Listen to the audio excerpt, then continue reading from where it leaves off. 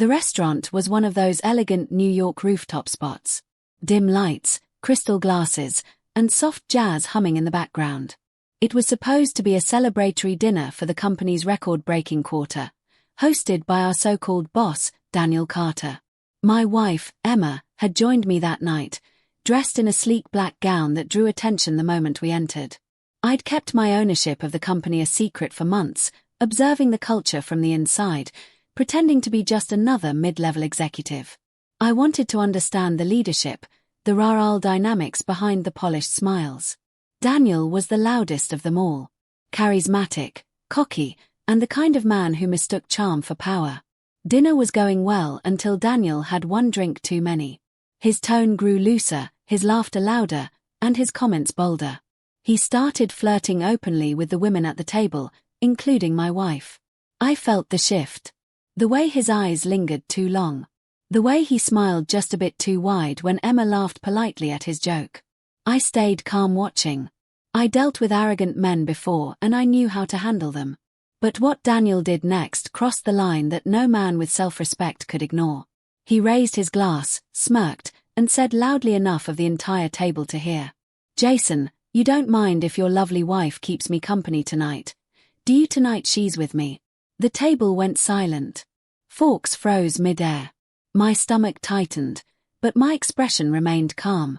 I looked at Emma. Her face turned pale, caught between disbelief and embarrassment. Emma stood up slowly, her voice trembling. "Daniel, that's incredibly inappropriate," she said. But her tone wasn't firm. It was confused, like she couldn't believe he just said that. Daniel leaned back, smirking.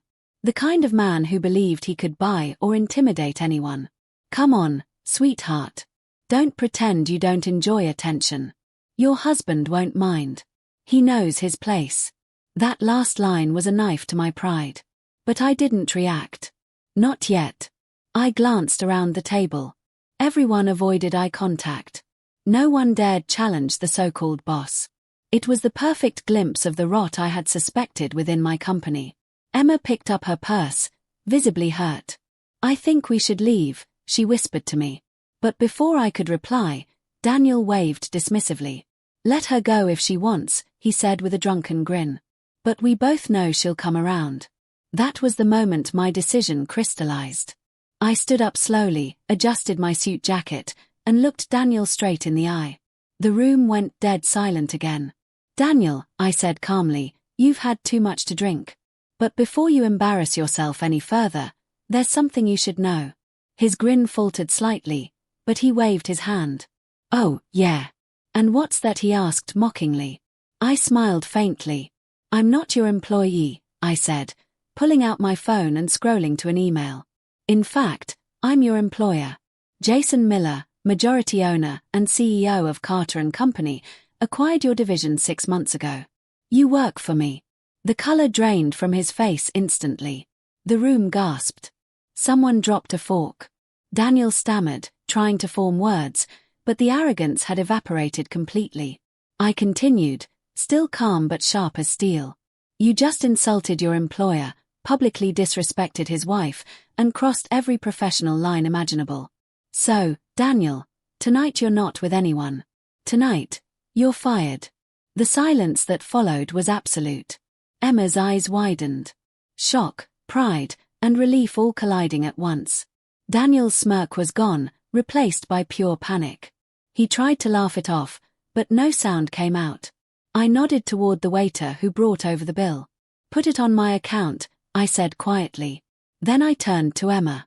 "Shall we?" We walked out together, leaving Daniel frozen in place as whispers rippled through the table behind us. Every executive in that room now knew where the real power lay and who had just destroyed his own career with arrogance. As the elevator doors closed behind us, Emma finally exhaled. "You never told me you owned the company," she said softly. I looked at her half smiling. "Sometimes," I said. "It's better to see people's true colors before they know who you really are." That night, as the city lights reflected in her eyes, I realized the dinner hadn't just exposed Daniel. It had reaffirmed everything I valued. Composure, integrity, and quiet strength. And in that silence, I knew true power doesn't need to raise its voice.